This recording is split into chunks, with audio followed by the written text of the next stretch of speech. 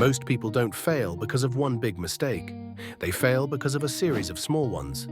Tiny habits, invisible routines, the things you do every day without thinking, scrolling, explaining, avoiding, escaping. One by one, they don't seem dangerous, but over time, they drain your confidence, they kill your focus, they slowly erase the person you could have become. The truth? Your future isn't shaped by motivation, it's shaped by your habits, especially the ones that sabotage you silently. In this video, we'll break down 10 habits that quietly ruin your life, and how to break them before they break you. Because if you don't control your habits will control you. Habit 1. Scrolling first thing in the morning. The alarm goes off, you don't even sit up. Before your feet touch the floor, your thumb is already moving. Notifications, messages, social media, and in less than 5 minutes, your brain has been hijacked. Here's what happens. When you scroll first thing in the morning, you hand over control of your focus. Your brain shifts instantly into reactive mode. You're not choosing your priorities, you're responding to other people's lives, opinions, and noise. Neurologically, it's worse than it looks. That quick flood of dopamine makes your brain crave more quick hits all day. So when it's time to do deep work, your mind resists. It wants another scroll, another hit, another distraction. Think about it. If you start the day as a consumer, how will you end the day as a creator? If you start by reacting, how will you end by leading? Successful people guard their mornings like treasure. They know the first hour sets the tone for the next 15. So what's the alternative? It's not about being perfect, it's about being intentional. Replace the scroll with stillness. Write one sentence in a journal. Take a walk. Breathe before you check in with the world. The point is simple. Start with yourself before you give your attention away. Because if your phone owns your morning, it will own your life. Habit 2. Over-explaining yourself. Think about the last time you said, "I'm sorry, let me explain," even when you didn't need to. Over-explaining feels harmless. It feels like clarity. It feels like being polite. But underneath, it signals something dangerous, that you don't fully believe in your own decisions. When you constantly justify yourself, you teach people 2 things. 1. Your boundaries are negotiable. 2.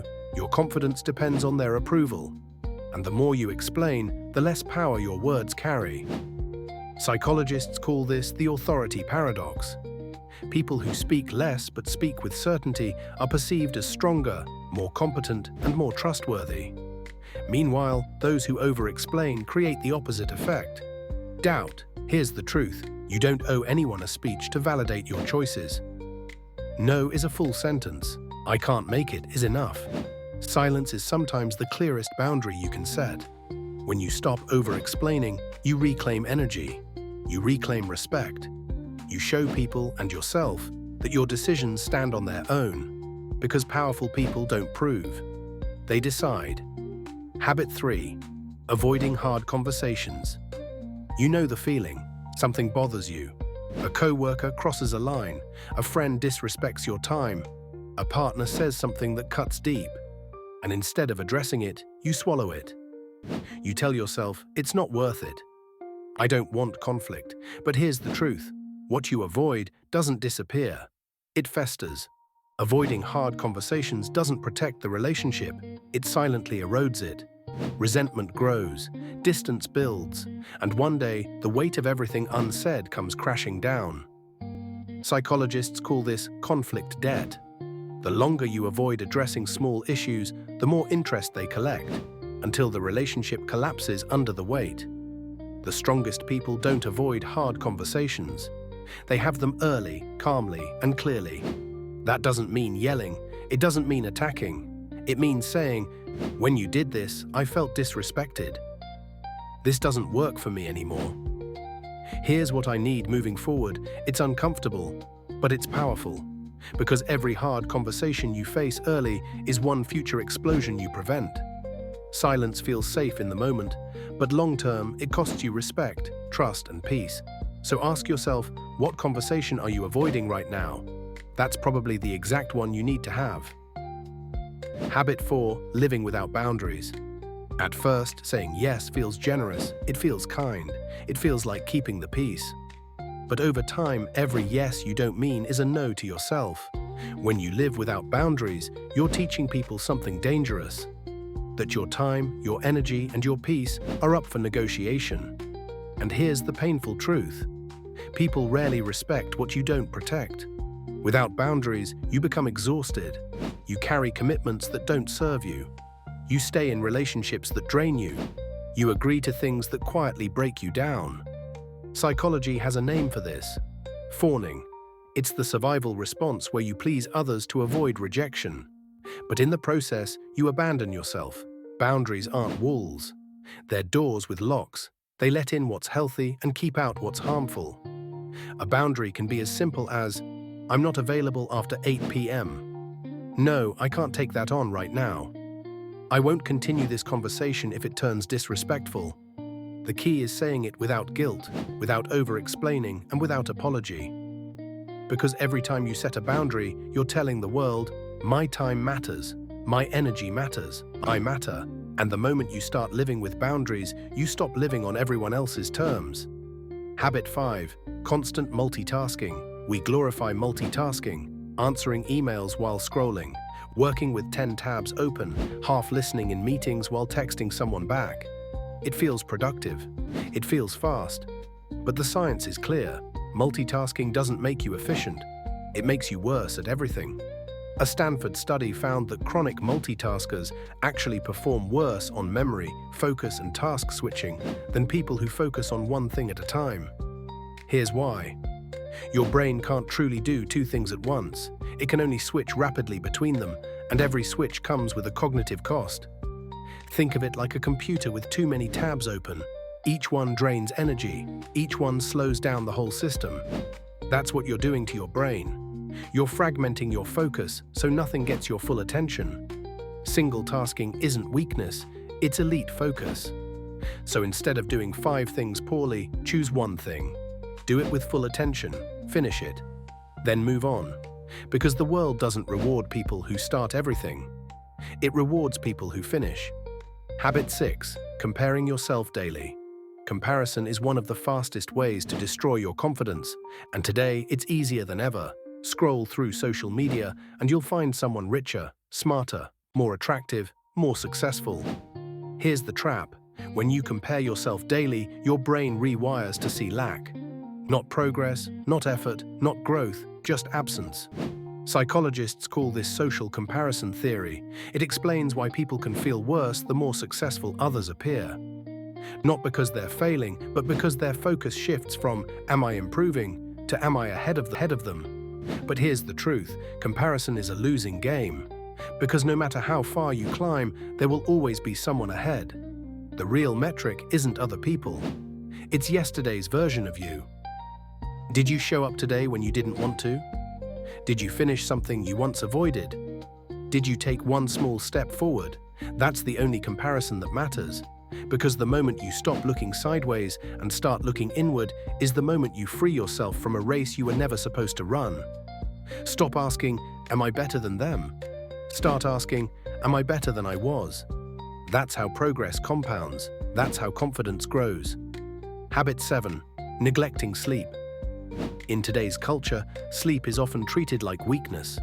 We glorify the grind, the late nights, the "I'll sleep when I'm dead" mindset. But the truth is the opposite. Neglecting sleep doesn't make you stronger, it makes you weaker. Sleep is not wasted time. It's where your brain resets, repairs, and restores itself. When you cut corners on sleep, your focus drops. Your memory suffers. Your emotional regulation collapses. Studies show that just one night of poor sleep can reduce your mental performance to the level of being legally intoxicated. Think about that. You wouldn't show up to work drunk. But most people show up sleep-deprived every single day and expect to perform at their best. Here's the silent danger. Chronic sleep neglect doesn't just make you tired, it makes you impulsive. It makes you more likely to procrastinate, to snap at people, to doubt yourself. It erodes the discipline you're working so hard to build. Want to sharpen your mind? Want to feel confident and focused? Start with sleep. Protect it like your most valuable asset. Because it is.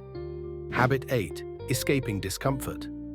Every time life gets hard, you have a choice. Face it or flee it.